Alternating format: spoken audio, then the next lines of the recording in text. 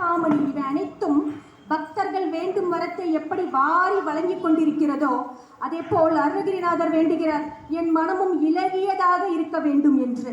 என்னிடம் இருப்பதை இல்லாதவர்கள் கேட்கும் பட்சத்தில் நான் வாரி வழங்கும் இனிய உள்ளம் கொண்டவனாக இருக்க வேண்டும் என்று அருணகிரிநாதர் விநாயகர் பெருமானிடம் வேண்டிக் கொள்கிறார்.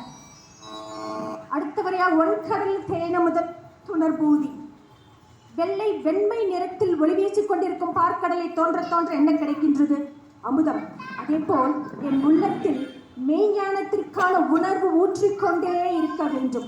அந்த மெய்ஞான உணர்வை அருணகிரிநாதர் எதற்கு ஒப்பிடுகிறார் என்றால் தேன், இனிமையான தேனுக்கு இணையாக ஒப்பிடுகின்றார். அந்த தேனை இரவும் பகலும் நான் பருகிக் கொண்டே இருக்க வேண்டும். அந்த கற்பக விருட்சம், காமதேனு இவைகளைப் போல் என்னால் என்ற அளவுக்கு அடுத்தவர்களுக்கு வாரி வழங்கிக் கொண்டே இலகிய மனதோடையவனாக நான் இருக்க வேண்டும். அதற்கு நீதான் எனக்கு அருள் பாவிக்க வேண்டும் என்கின்றார். இதெல்லாம் அருணகிரிநாதர் விநாயகப் பெருமானிடம் வைக்கும் ரெக்வெஸ்ட், விண்ணப்பம். பாதி பாடல்களுக்கு அடுத்த பாதியில் என்ன பண்ணுகின்றால் விநாயகப் பெருமானை போற்றுகின்றார். அப்பா, நீ என்ன சாதாரண ஆளா? நீ எவ்வளவு பெரிய ஆளு? தம்பி கணக்கானவன தனிவோனே. என்ன சொல்றாருன்னா, அவரோட தம்பியார் நம்ம ஹீரோ முருகப்பெருமான் தான். என்ன சொல்றாருன்னா, தம்பிக்காக காட்டுக்கு போனாராம். எப்படின்னா, முருகப்பெருமான் வள்ளியம்மையாரை மணமுடிக்க விரும்பி அவரிடம் தன் ஆசையை தெரிவிக்கிறார். அம்மையாரோ மறுத்து விட்டார். என்ன பண்றாரு? உடனே நேரம் அண்ணன் கிட்ட வர்றாரு. அண்ணா, என்ன பண்றது? அப்ப விநாயக மூர்த்தி அந்த இதை எடுத்துக்கிட்டார். தம்பி யாமிருக்க பயமே, அந்த டேலாக அவர் எடுத்துட்டார். சொல்றார், என்ன பண்றாரு? காட்டுக்குள் வனத்துக்குள் திணைப்பயிரை காவலிட்டு கொண்டிருக்கிறார் வள்ளியம்மையார். அங்கே யானை உருவத்தில் சென்று அவரை அச்சுறுத்துகிறார் விநாயகப் பெருமான். அம்மையாரோ அச்சத்தால் ஓடி சென்று அங்கே மாறு வேடத்தில் இருக்கும் முருகப்பெருமானிடம் சங்கமடைகிறார். அவர் முருகப்பெருமான் என்று அவருக்கு தெரியாத அந்த தருணத்தில், ஏனென்றால் அவர் முதியவர் தோற்றத்தில் மாறு வேடத்தில் அங்கே இருக்கின்றார். பின்று முருகன் என்று தெரிந்து அவரை மனமுடித்துக் கொள்கிறார்.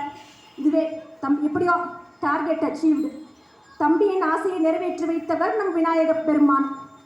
அது மட்டுமல்லாது அன்னையரே அம்மை அப்பனை நம் முதல் உலகம் என்று இந்த உலகுக்கு நிலைநாட்டியவர். எப்படி அவர்களை வலம் வந்து ஞானக்கனியான மாங்கனியை வென்றார்.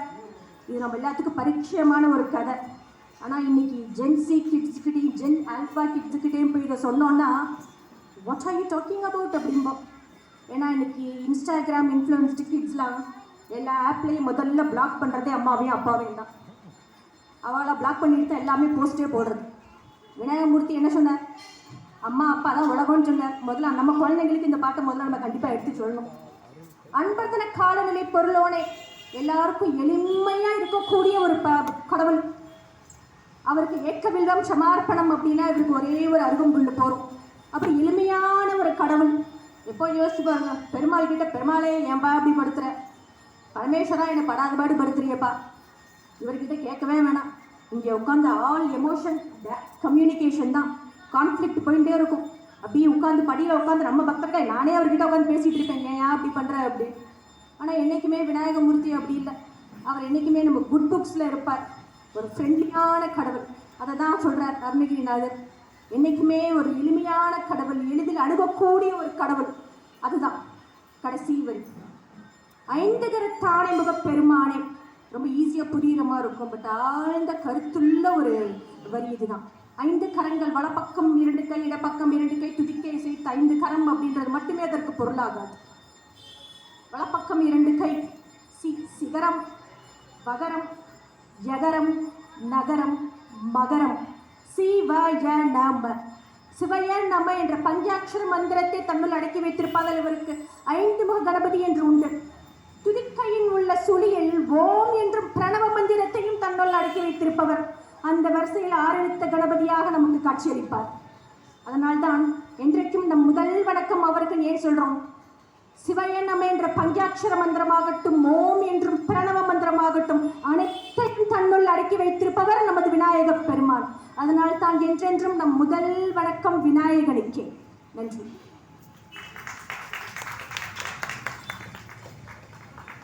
அருமையாக விநாயகப் பெருமானை பற்றி விளக்க உரை ஆற்றியிருக்கிறார் திருமதி ரமணி அவர்கள். நீங்கள் சொல்லும் பொழுது அந்த உள்ளம் கசிந்து அப்படிங்கிற சொல்லும்போது எனக்கு ஒரு சம்பவம் ஞாபகத்துக்கு வருது.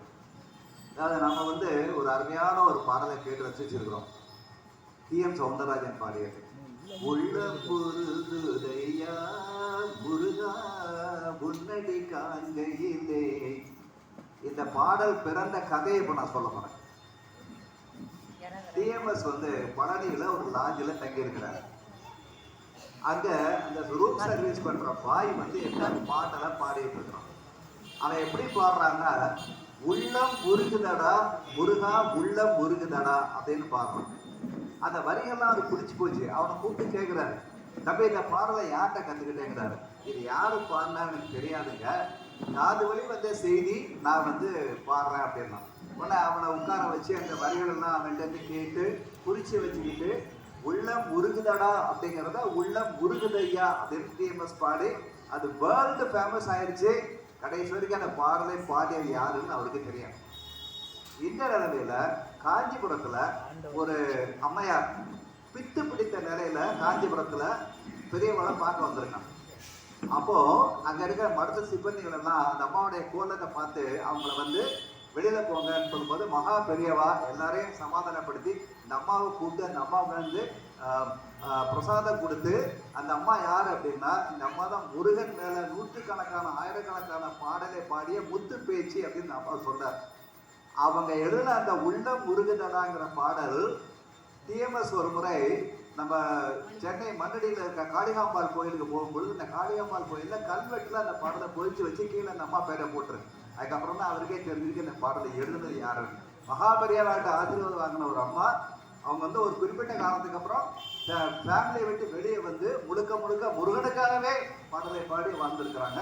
ஸோ அந்த உள்ள முருகதையாங்க அப்படின்னு சொல்லும்போது நம்ம உள்ள அப்படி முருகனுங்கிறத இந்த 9 மணி பாடலில் வந்து அருமையாக காணலாம். அடுத்து முதல் படை வீடு திருப்பரங்குன்றம் சஞ்சலம் சந்ததம் வந்த தொடராலே அப்படிங்கிற பாடல்.